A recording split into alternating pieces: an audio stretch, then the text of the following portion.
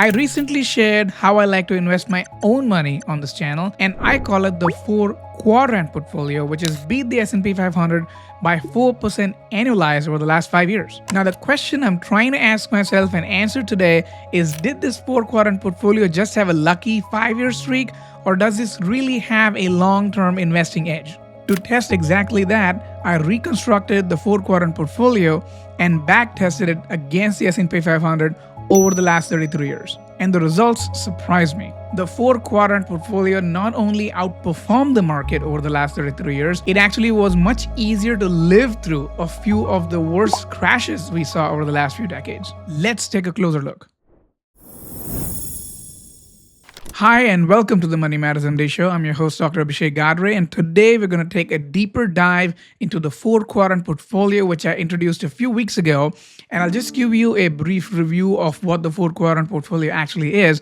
It's essentially a multi-factor portfolio which integrates multiple different factors all in one portfolio, including value, profitability, size, quality, and momentum. And as the name suggests, the 4 Quadrant portfolio has 4 investment components inside it, and they're all weighted equally. The first component is the GARP ETF, which is GARP, standing for Growth at a Reasonable Price. This is an ETF from iShares. So the GARP ETF is basically a large cap growth ETF with a quality and profitability screen on top of it. The second component is momentum, and the underlying ETF is SPMO. This is essentially the top 100 highest momentum companies within the S&P 500. And again, the momentum factor has been one of the strongest factors historically over the last several decades. The third component is large cap value with a profitability tilt.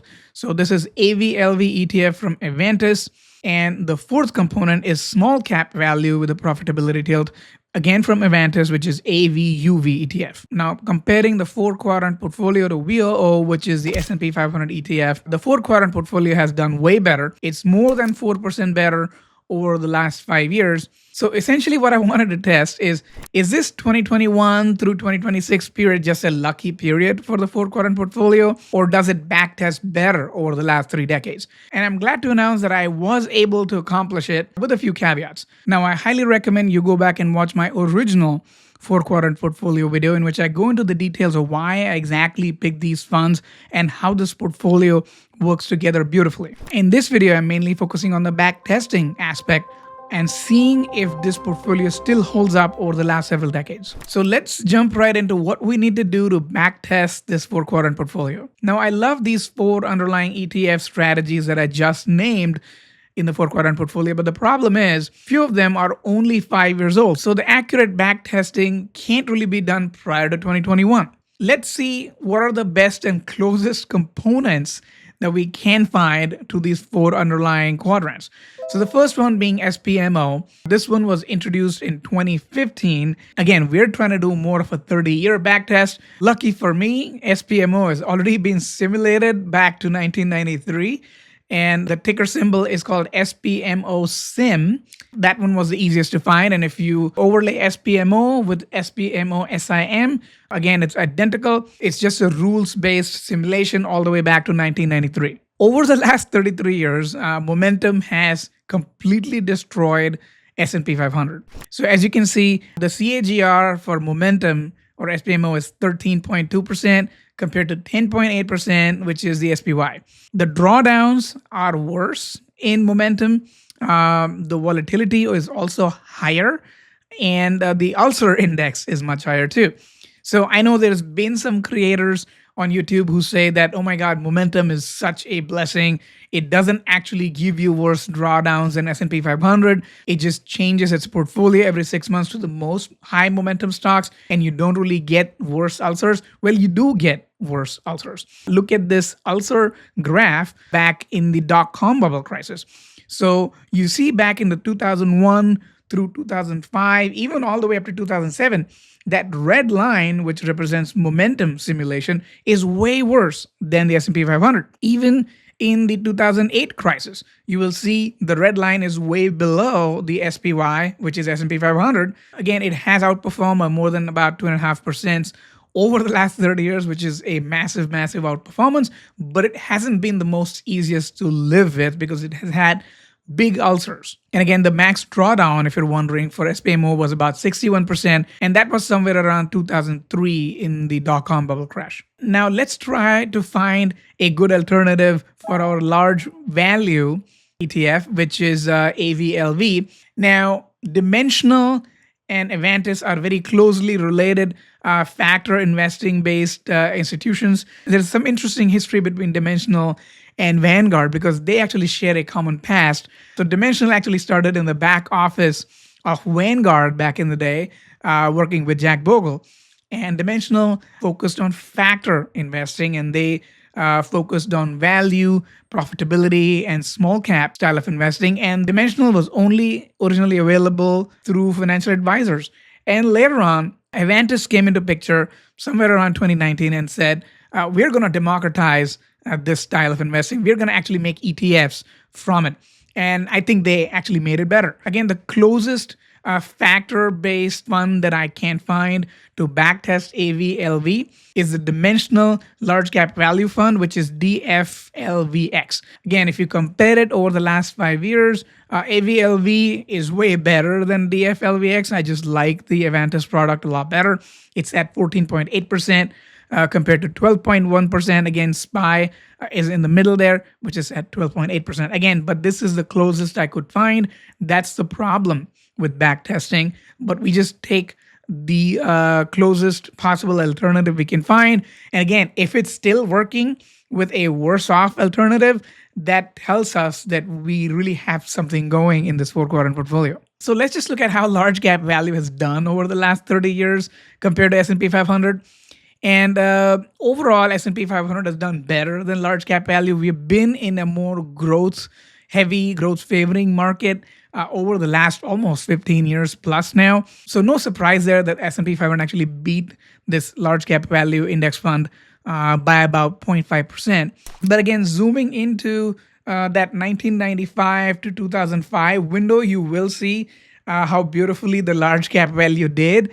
It just kind of cut right through that dot-com bubble, how beautiful it was. You see the pink line going right under that 2000 peak of the blue line.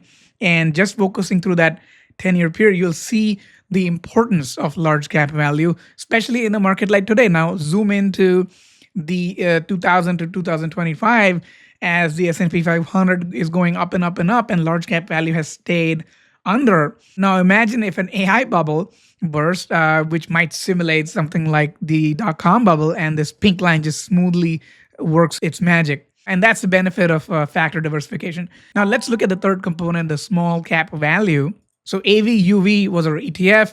The closest thing I could find was a Dimensional small cap value fund. Again, AVUV is a much better and stronger fund compared to the Dimensional index. If you compare, AVUV has done 16.2% over the last 6.5 years, and Dimensional is worse off. It's 14.57%. And again, over the last 6.5 year period, small cap AVUV is pretty much neck to neck with SPY. But over the last 30 years, if you compare with S&P 500, small cap value has actually done way better. It's at 11.4% compared to 10.7%. Overall, small cap value has been more volatile, higher volatility, lower Sharpe ratio, and the Ulcer Index is pretty similar. Again, we'll study it through the years. Again, you will see how beautifully the small cap value, that pink line, passes right under the dot-com bubble in that 2000 area in this graph. And again, value did very well back in that decade, right after the dot-com bubble, and it outperformed. Again, it hasn't kept up over the last 10 or 15 years, but overall over the 30 years, it has done better. Now, reviewing the Ulcer Index, back in 2003, SPY did give worse ulcers compared to small cap value, and small cap value had worse ulcers after the 2007-2008 crisis compared to S&P 500. So they're both kind of complementing each other in that way. But again, to remind you, AVUV is better than the Dimensional counterpart that I could find. There is no better alternative available to really backtest this. Now, the last one, which is the hardest one to backtest, is the GARP strategy, which is a GARP. Now, GARP is essentially a large cap growth ETF with a quality and profitability and a valuation tilt to it. It's really hard to mimic that. The closest thing I could find is a large cap growth strategy, which is the Vanguard Growth Fund. Again, VIGRX goes all the way back to 1993. If you overlay the large cap growth fund from Vanguard to the GARP, again, it's not a great match. GARP has outperformed large cap growth by more than 3.5% over the last 6.5 years. But again, it's still a better match than just using S&P 500. We'll use that, and I just wanted to study what large cap growth has done over the last 30 years. No surprises there. Large cap growth has done better than S&P 500. 11.5% compared to 10.8%, which is S&P 500. If you look at the graph, the pink line, which is large cap growth, has bubbled up a little bit more back in the day in the dot-com bubble. And now, again, over the last 5 or 10 years, it has outperformed the S&P 500 by quite a bit. Now, looking at that Ulcer Index chart, you will see that the VIGRX, which is the large cap growth, has done way worse than S&P 500 in that 2003 period right after the dot-com bubble. So it was not as easy to hold on to. If you're a financial nerd like me and you love financial planning, you will love Bolden.com. It's one of the best financial planning softwares out there. You can compare different scenarios.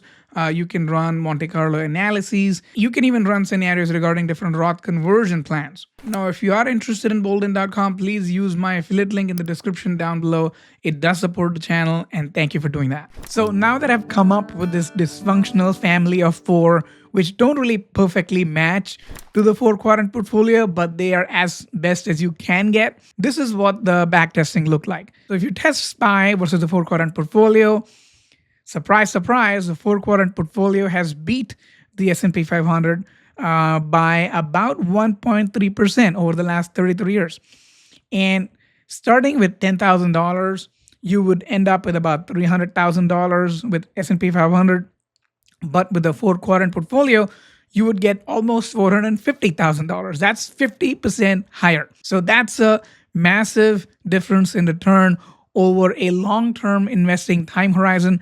And the interesting part is they have very similar volatilities, and the max drawdowns are also very, very similar. The interesting part is when you do diversify, the longest drawdown that you had to survive was about 3.7 years versus 6.6 years with S&P 500. So you had to survive a less than 4-year drawdown compared to a more than 6-year drawdown in S&P 500. And the biggest interesting factor is it has a much lower Ulcer index. It was much easier to live with while outperforming the index. So let's look at the graphs. Again, you will see how the 4-quadrant portfolio pink line has pretty much stayed above the blue line through the last 33 years. Now, looking at the Ulcer Index chart, you will see that the pink line has a much lower Ulcer compared to the blue line.